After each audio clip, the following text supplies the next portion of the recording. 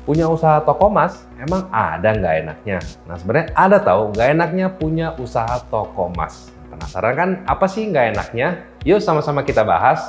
Tonton video ini sampai habis ya.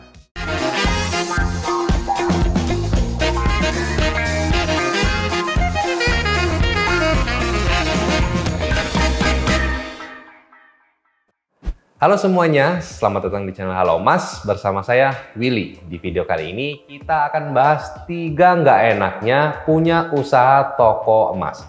Tapi sebelum kita lanjut ke videonya, buat kalian yang belum subscribe, silahkan subscribe dulu ya channel ini dan nyalain lonceng notifikasinya supaya kalian nggak ketinggalan update-update video terbaru dari channel ini.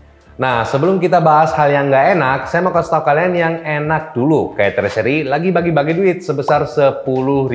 Nah, caranya langsung aja buka aplikasi Treasury dan masuk ke bagian voucher. Dan masukin kode voucher Halo Emas 10. Huruf besar semua ya guys ya. Kemudian tukar voucher. Nah, kalian langsung bisa dapetin voucher Halo Emas 10 ini langsung ditukar ke 10.000. Nah, 10.000 ini langsung kalian bisa beliin panen emas.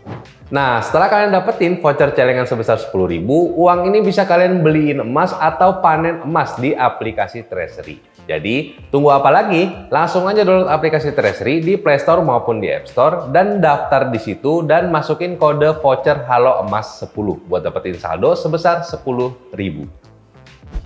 Nah, kita balik ke pembahasannya. Nggak enaknya usaha toko emas yang pertama, modalnya itu gede banget. Kalian bayangin deh, kalau misalnya toko emas itu harus siapin stok dagangan mereka karena memang mereka jual perhiasan emas gitu ya. Terus perhiasan emasnya ada yang dari kadar muda, ada yang dari kadar tua, terus juga ada mungkin logam mulia kalau misalnya mereka main. Terus juga mereka harus siapin uang cash untuk customer-customer mereka yang mau jual kembali perhiasannya. Jadi modalnya itu cukup banyak ya, cukup karena ada perhiasan, ada barang dagangan juga, terus harus siapin uang juga. Jadi kayak double gitu.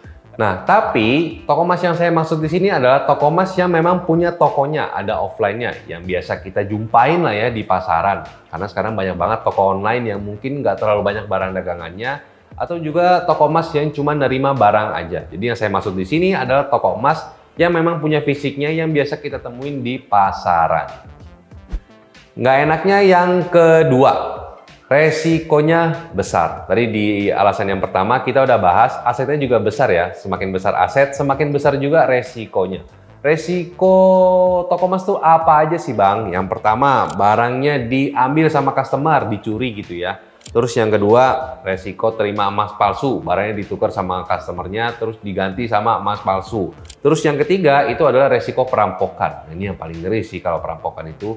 Karena memang kalau perampok itu mungkin ngincernya pasti pada toko emas kali ya. Karena memang emas itu sedikit aja, segram atau 2 gram, itu udah bernilai banget.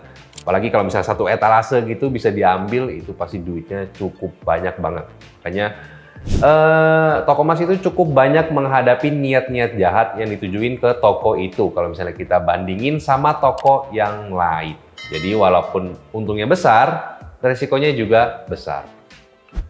Gak enak yang ketiga, susah autopilot. Autopilot di sini adalah bisnis kita itu atau toko kita itu bisa berjalan dengan sendirinya tanpa kehadiran kita sebagai pemilik. Karena memang ada manajernya di situ, ada yang kelola. Ini menurut pandangan saya pribadi, sepenglihatan saya, karena memang saya cukup banyak punya teman atau saudara yang punya toko emas, itu bahkan mereka sampai umur 50 dan juga 60 tahun itu masih jaga toko emas, saking nggak percayanya sama orang. Mungkin sudah punya pengalaman buruk di masa lalu, jadi sekarang ya udah, walaupun harus tetap jaga tiap hari, ya udah nggak apa-apa dijaga aja. Ada pepatah yang bilang di mana hartamu berada, di situ hatimu berada. Ini mungkin paling cocok untuk gambarin susahnya autopilot di bisnis toko emas. Karena memang modalnya itu untuk punya satu toko itu cukup besar dan butuh keberanian untuk kita sebagai pemilik kasih ke orang dengan modal sebesar itu. Jadi ya itulah kenapa saya bilang toko emas ini agak susah kalau misalnya kita bisa autopilot, kita bisa kasih orang untuk kelola. Kesimpulannya, nah tadi kita udah sama-sama bahas ya, 3 nggak enaknya usaha toko emas menurut saya pribadi. Jadi ini kalau misalnya kita lihat, memang toko emas itu kok enak banget ya, jual untung, beli untung, untungnya gede banget, harga emas naik terus, asetnya makin nambah, makin nambah. Tapi sebenarnya kalau misalnya kita terjun langsung dan lakuin, pasti ada juga nggak enaknya. Sama juga sih seperti sama bisnis yang lain. Nah, makanya di sini saya mau kasih tahu kalian bahwa buka toko emas itu juga ada nggak enaknya. Kayak 3 hal tadi yang saya kasih tahu di video ini. Jadi buat kalian yang tergiur untuk usaha toko emas, ya kalian bisa consider juga ini 3 hal nggak enaknya loh mulai usaha toko emas. Terus kalau misalnya kalian sudah punya toko emas dan sudah berjalan, ya tetap semangat. Karena memang semua bisnis itu pasti ada nggak enaknya juga. Nah, jadi gimana guys? Setelah kalian nonton video ini, apakah menurut kalian masih worth it untuk kita mulai usaha toko emas? Atau mungkin kita mulai usaha yang lain aja yang mungkin kelihatannya lebih enak? Coba share pendapat kalian di kolom komentar. Oke guys, itu tadi video saya tentang 3 nggak enaknya usaha toko emas. Share ke teman-teman kalian yang mungkin membutuhkan informasi ini. Jangan lupa like kalau kalian suka dengan video ini. Dan kita ketemu lagi di video selanjutnya.